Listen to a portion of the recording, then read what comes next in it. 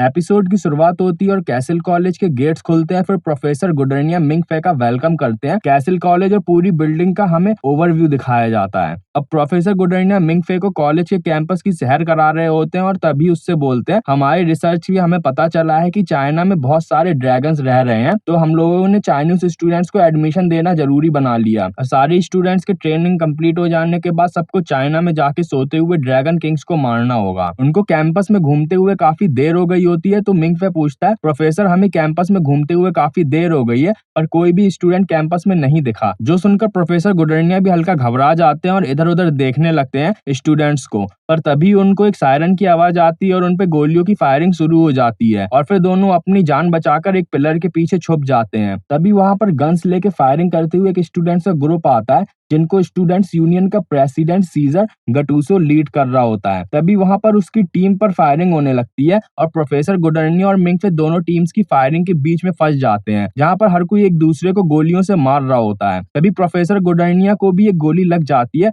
और वो वहीं पर मरते मरते मिंगफे से बोलते हैं, मेरी क्लास लेना मत भूलना। तभी धीरे धीरे करके सारे के सारे स्टूडेंट्स एक दूसरे पे फायरिंग करने लगते हैं और एक दूसरे को मार डालते हैं। फिर वहां पर हर तरफ बस लाशें ही बिखरी पड़ी होती हैं। तभी एक आवाज आती है और सीजर से उसका साथी वॉकी टॉकी के थ्रू बोलता है, कौन कौन बचा है? तो सीजर बताता है कि सिर्फ मैं और वो, और उसकी लोकेशन भी अभी पता नहीं चल रही है। चू जियांग, तुम्हारा कैसा हाल चल रहा है? तो जियांग उससे बोलता है कि तुम्हारी ही तरह बस मैं और मेरी स्नाइपर बचे हैं, खैर वो तुम्हें ढूंढ नहीं पाएगी। तो सीजर उससे बोलता है कि फिर चलो हम दोनों कुछ और ट्राई करते हैं, चलो मुझसे आके मिलो। अब सब लोगों के मरने के बाद वहां पर माहौल पूरा शांत हो जाता है और मिंगफे खड़ा होता है और प्रोफेसर गुडर्निया की मदद करने के लिए किसी डॉक्टर को लाने के लिए निकलने लगता है। तो वो जैसे तैसे घबराते हुए बाहर की तरफ झांकता है, जहां दो लोग चलते हुए एक दूसरे के सामने आते हैं और फिर ब्लॉन्ड वाला बोलता है कि तुम्हारी टैक्टिक्स काफी अच्छी हो गई हैं, लगा नहीं था कि ये चीज ऐसे खत्म होगी। तो ब्लू वाला लड़का बोलता है कि सीजर तुम तारीफ कर रहे हो, यही बहुत बड़ी बात है। फिर सीजर उस पर अपनी स्वॉर्ड से अटैक कर देता है, तो वो लड़का उसके स्वॉर्ड के अटैक को ब्लॉक करते हुए बोलता है,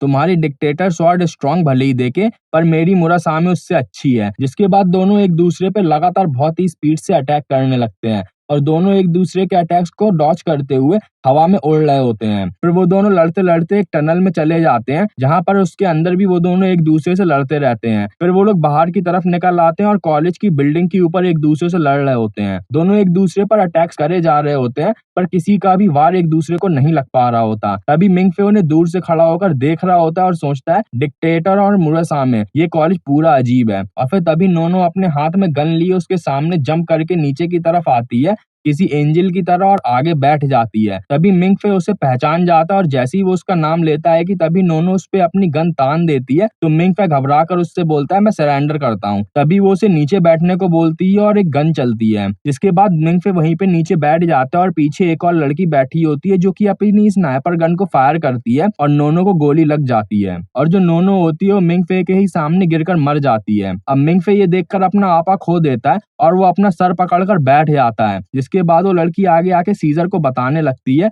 कि उनकी टीम जीत गई है और उसे अब लड़ने की जरूरत नहीं है। तभी मिंगफे को बहुत ज्यादा गुस्सा आ रहा होता है और मिंगफे को वही भूत सा बच्चा दिखता है और वो मिंगफे से बोलता है, क्या तुम इन्हें इनके पापों की सजा नहीं देना चाहते हो? मैं तुम्हारी मदद कर सकता हूँ। जिसके बाद मिंगफे दोनों गन्स उठाता है और उस लड़की के सर पर गोली मार देता है। इसके बाद वो स्नाइपर से सीजर को मार देता है और फिर वो एक और शॉट फायर करके उस ब्लू वाले लड़कों को भी मार देता है। फिर वो हताश होकर वहीं पर बैठ जाता है नोनो की लाश के पास जाकर। तभी उसे कॉलेज के अंदर से फिर से सायरन की आवाज आती है और वहां पर एक डॉक्टर लड़कियों की टीम आती है और मिंगफे पहली आवाज सुनकर घबरा जाता है, तो वो दोनों अपने हाथ ऊपर करके सरेंडर कर लेता है। तभी डॉक्टर लड़कियों की टीम सारे स्टूडेंट्स का इलाज करने लगती है और सारे के सारे स्टूडेंट फिर से धीरे धीरे करके खड़े होने लगते हैं। तभी वहां पर एक टकला प्रोफेसर आता है जो कि बोलता है, स्टूडेंट्स आज के दिन अपने काम पे बिल्कुल भी ध्यान नहीं देते हैं, यहाँ के सारे पैसे कॉलेज फंड्स में से आते हैं और इसमें बहुत ज्यादा फालतू का खर्चा होता है। तभी उनकी नजर मिंगफे पे पड़ती है और वो उस पे गुस्सा होकर बोलते हैं, फ्रेशर तुमने पार्टिसिपेट क्यों किया? क्या तुम्हें पता नहीं है वॉर गेम्स बिल्कुल भी फन नहीं होते हैं? तभी प्रोफेसर गुडर्निया वही मिंगफे के बगल में बैठ जाते हैं और उससे बोलते हैं,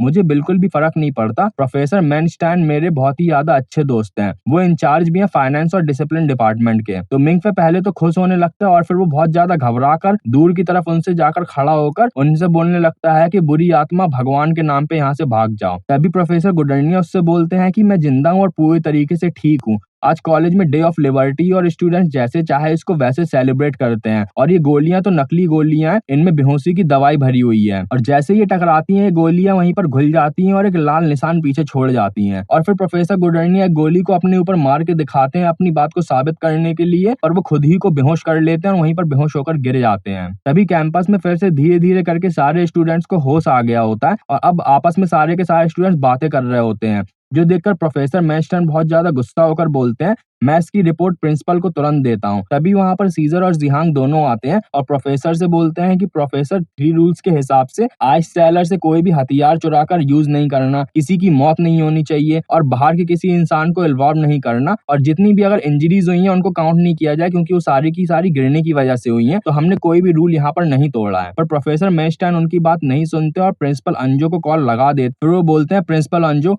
आज के लिबर्टी डे पे स्टूडेंट्स ने पूरे के पूरे कॉलेज को एक बैटल फील्ड बना दिया था। लाइन हार्ट और यूनियन स्टूडेंट्स ने फेगा बुलेट्स का यूज किया था, जिसकी वजह से मेंटेनेंस कॉस्ट 2400 युआन आई है। तो प्रिंसिपल ऑन जो बोलते हैं, सीजर तुम्हें और बाकी स्टूडेंट्स को चिंता करने की कोई भी जरूरत नहीं है, सारे का सारा खर्चा कॉलेज फंड्स में से जाएगा। लिबर्टी डे कॉलेज का सेलिब्रेशन डे है, स्टूडेंट्स जैसे चाहे इसको वैसे मना सकते हैं। इस बार तो मैं वहां पर नहीं आ पाया था, पर अगली बार मैं लिबर्टी डे पे जरूर वहीं पर आऊंगा और सबके साथ मनाऊंगा। जो सुनकर सारे के सारे स्टूडेंट्स प्रिंसिपल अंजू की चेयरिंग करने लगते हैं और फिर प्रिंसिपल अंजू का नाम लेते हुए तालियां वगैरह बजाने लगते हैं। तभी जो मिंगफे होता है, प्रिंसिपल अंजू की बात सुनकर वो भी वहीं पर तालियां वगैरह बजाने लगता है और फिर मिंगफे की आवाज सुनकर प्रिंसिपल अंजू बोलते हैं, मिंगफे तुम्हारा स्वागत है कैसल कॉलेज में। मैंने सुना कि तुमने सीजर और जिहांग को ड्रिल में मार दिया था। एक एस रैंक वाले स्टूडेंट से यही उम्मीद थी। मैं जब वहां पर आऊंगा तब तुमसे जरूर मिलूंगा। फिर वो कॉल को काट देते हैं। जिसके बाद जो प्रोफेसर मेस्टाइन होता है वो मिंगफे से बोलते हैं डॉर्मेंट्री में जाने के लिए, क्योंकि सारे के सारे स्टूडेंट्स उस पर बहुत ज्यादा गुस्सा कर रहे होते हैं, क्योंकि उसकी वजह से ये नहीं पता चल पाया होता है कि आखिर एग्जैक्टली कौन सी टीम जीती होती है। फिर प्रिंसिपल अंजू और प्रोफेसर मैंस दिखाए जाते हैं, जहाँ प्रोफेसर मैंस बोलते हैं, हमारे यहाँ डॉर्मेंट्री कहाँ है? इस साल लिबर्टी डे की पॉपुलैरिटी कुछ ज्यादा ही थी शायद, और मुझे ऐसा लगता है कि आपने स्टूडेंट्स को कुछ ज्यादा ही छूट दे रखी है। तो प्रिंसिपल अंजू उससे बोलते हैं,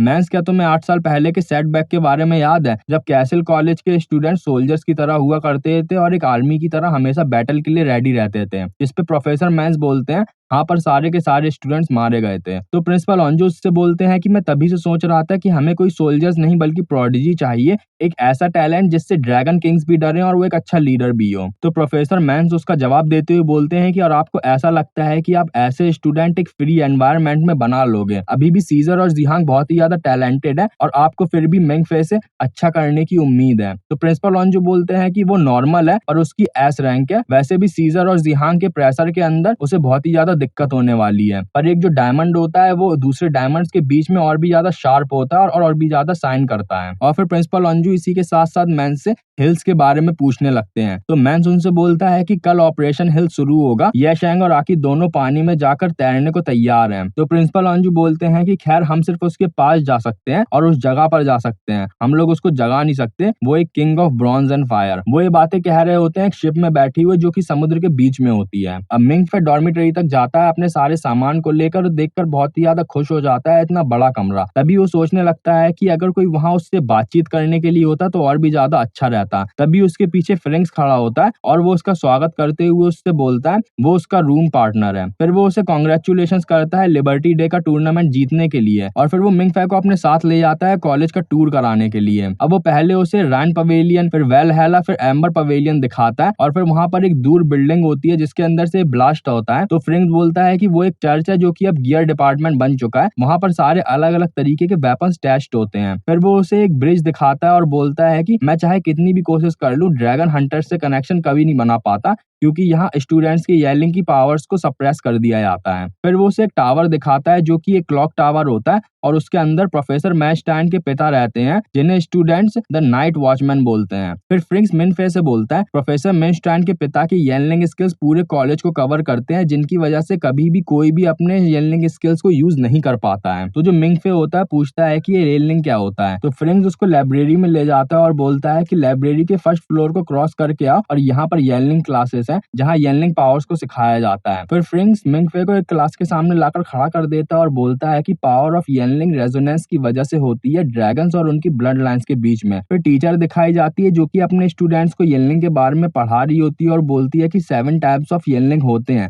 जो कि एलिमेंट्स को कंट्रोल करते हैं और अपने सराउंडिंग की स्पेस को इफेक्ट करते हैं। Spirit, mind symbiosis, self refinement, spiritual intervention और ब्लड लाइन में से एनग्रेव रहते हैं ये सारे के सारे और एक इफेक्ट और कॉज को क्रिएट करते हैं। फिर फ्रिंग्स उसे बाहर की तरफ ले जाता है, टूर को जारी रखती है और जैसे ही वो लोग बाहर की तरफ पहुंचते हैं, स्केटर बॉय अपनी ग्लास को आइस के स्टैंड पर जमा कर वहीं पर खड़ा कर देता है और वहीं पर एक दूसरा स्टूडेंट होता है जो कि खुद को टेलीपोर्ट कर पा रहा होता है। तो फ्रिंग्स मिनफे से बोलता है 100 तरीके के यंगलिंग होता है जिनके बारे में कॉलेज को पता है, जितना ज्यादा नंबर हाई होगा उतनी ज्यादा पावर हाई होगी। तभी एक स्टूडेंट वहां पर पानी की फिश बना देता है जो कि उसके कंट्रोल से बाहर की तरफ चली जाती है। तो मिंग फे और फ्रिंग्स दोनों की दोनों वहां से भागने लगते हैं। तभी पीछे से एक आदमी आता है जो कि उसको आइस के क्रिस्टल्स में बदल देता है, जो कि टूटकर वहीं पर बिखर जाते हैं और जो मिंग फे होता है उन्हें देखकर मोहित सा हो जाता है। उन टूटे टुकड़ों के अंदर मिंग फे को अपनी जिंदगी की झलकियां दिख रही होती हैं और वो जैसे ही उन्हें छूता है वो एक गोल्डन कलर में बदल कर दूर उड़ जाते हैं। और फिर मिंग फे जब अपनी आंखें खोलता है तो अपने आप को एक बहुत ही बड़े पेड़ के सामने पाता है और फिर इसी के साथ साथ एपिसोड खत्म हो जाता है।